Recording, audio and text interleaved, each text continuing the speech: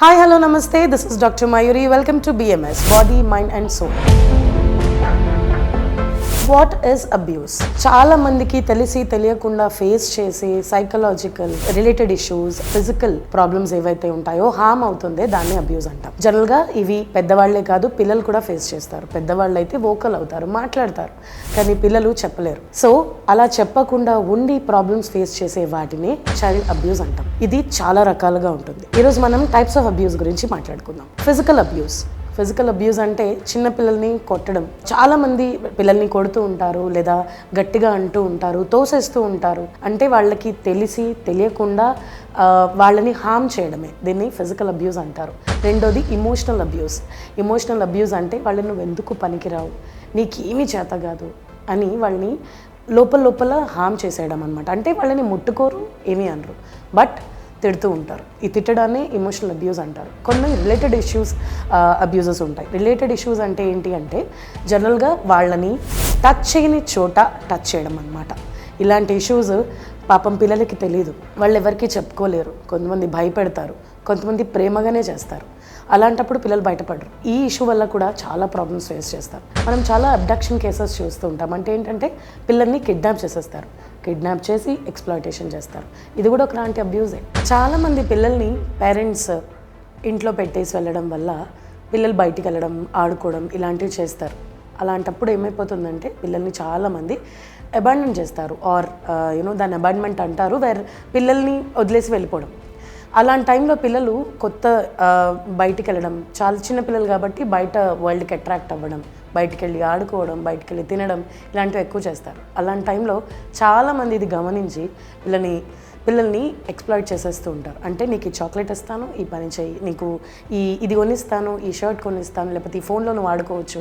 ఈ రీసెంట్ టైమ్స్లో ఉన్న చాలా వరకు వచ్చే ప్రాబ్లమ్స్ అన్నీ ఈ ఎక్స్‌ప్లాయిటేషన్ వల్ల వచ్చినవే. ఈ ఎక్స్‌ప్లాయిటేషన్ వల్లనే చాలామంది పిల్లలు వాళ్ళకి జరిగే చైల్డ్ అబ్యూస్ని చెప్పడం మానేస్తున్నారు. పేరెంట్స్ ఏమనుకుంటారంటే అంకుల్ దగ్గరికి వెళ్ళడం వల్ల మా అమ్మాయి చాలా హ్యాపీగా ఆడుకుంటుంది, వాళ్ళ దగ్గరికి ఆ ఇంటికి పంపించడం వల్ల మాకు ఎలాంటి ఇష్యూస్ లేవు అనుకుంటారు. కానీ యాక్చువల్గా అక్కడ జరిగేది ఒక రకమైన ఎక్స్‌ప్లాయిటేషన్ అండ్ ఇంకొక రకమైన చైల్డ్ అబ్యూజే, అది మనకు తెలియదు. సో రిలేషన్ ఎవరితోటన్నా కొత్తగా రిలేషన్ బాండ్ చేసుకొని వాళ్ళతోటి ఎంజాయ్ చేయడాన్ని పిల్లలు అలవాటు చేసేసుకుంటున్నారు. అది మనం చైల్డ్ అబ్యూస్ కింద కూడా పిల్లలే తీసుకోవట్లేదు. వై? బికాస్ వాళ్ళకి అది నచ్చుతుంది. This is called as exploitation. అంటే పిల్లలకి తెలియకుండా, పిల్లలకి నచ్చే విధంగా పిల్లల్ని వాళ్ళ దారిలోకి తీసుకెళ్తున్నారు. ఇది పేరెంట్స్ గమనించాల్సిన విషయం. దీనికి పేరెంట్స్ చేయాల్సినది ఏంటి అంటే పిల్లలతోటి టైం స్పెండ్ చేయడం. సో జనరల్గా ఎక్స్‌ప్లాయిటేషన్ జరుగుతున్నప్పుడు ఆర్ ఎక్స్‌ప్లాయిటేషన్ జరిగింది అని పేరెంట్స్కి తెలిసినప్పుడు చేయాల్సిన చాలా మైన్యూట్ థింగ్స్ ఉంటాయి. ఈ టైంలో నాకు రీసెంట్గా వచ్చిన 2-3 కేసెస్ ప్రకారంగా ఒక మదర్ని అడిగినప్పుడు తను నాకు చెప్పిన మాట ఏంటంటే వాళ్ళ ఇంటికి వెళ్తున్నప్పుడు చాలా కంఫర్టబుల్గా ఉంటుంది, అందుకే నేను మా అమ్మాయిని పంపిస్తున్నాను మేడం అని చెప్పారు. కానీ ఒకసారి బాగా గమనించాల్సిన విషయం ఏంటంటే పాప ఇంటికి రాగానే ఏ ఏరియాలో వాళ్ళు కూర్చొని ఆడుకుంటున్నారు, ఎవరితో ఆడుకుంటున్నారు, వాళ్ళు హాల్లోనే ఉంటున్నారా, వరండాలో ఆడుకుంటున్నారా, బెడ్రూమ్ దాకా కూడా వెళ్తున్నారా, బాత్రూమ్కి కూడా వెళ్తున్నారా, ఇవి కూడా గమనించాలి. యాజ్ అ మదర్ ఒక పాపని దగ్గర కూర్చోబెట్టుకోవడం, యాజ్ అ ఫాదర్ పాపని అండ్ మీ బాబుని కూడా దగ్గర కూర్చోబెట్టుకొని మాట్లాడాలి. బికాజ్ మన పిల్లలకి మనం పక్కకి లేకపోతే ఆ ప్లేస్ని వేరే వాళ్ళు తీసుకుని దాన్ని వాళ్ళు వాళ్ళకి అనుగుణంగా ఆర్ అనుకూలంగా చేసుకునే అవకాశాలు ఎక్కువ కదా. మన పిల్లల్ని అబ్యూస్ చేసేడానికి చాలా ఆస్కారాలు, ఇంకా వాళ్ళు చాలా రూట్స్ వెతుక్కుంటారు. సో ఒక్కసారి as a mother are as a father weekly once ఇది ఒక చిన్న కౌన్సిలింగ్ లాగా, ఆ ప్రతిదానికి ఒక కౌన్సిలర్ అవసరమే ఉండదు కదా. Mother is always a counsellor. So ఒక మదర్ అక్కడ కూర్చుని మీరు కూరగాయలు కట్ చేస్తూనో, లేకపోతే వాళ్ళతో పాటు ఆడుకుంటూనో, బయటకు వెళ్తూనో, బండి మీద ఎక్కడికన్నా తీసుకెళ్తూనో మీ పాపనో బాబునో అసలు ఏం జరుగుతుంది అని ఖచ్చితంగా అడగండి.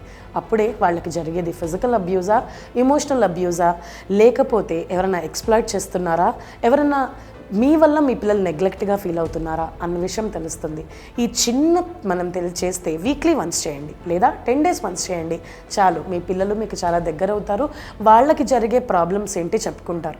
అది మన ఇంట్లో వాళ్ళే చేస్తున్నారేమో మీకు తెలీదు, బయట స్కూల్లోనే జరుగుతుందేమో మీకు తెలీదు. బికాజ్ మనం ఉండే ఈ బిజీ స్కెడ్యూల్స్లో, బిజీ లైఫ్లో డెఫినెట్గా మనం మన పిల్లల స్కూల్స్కి వెళ్ళి మాట్లాడడం, లేదా మన పక్క వాళ్ళతోటి గొడవ పెట్టుకునే సమయం మనకు ఉండకపోవచ్చు, కానీ మన పిల్లల్ని సరి చేసుకోవాల్సింది, మన పిల్లల్ని సెట్ చేసుకోవాల్సిన బాధ్యత పేరెంట్స్గా మనదే.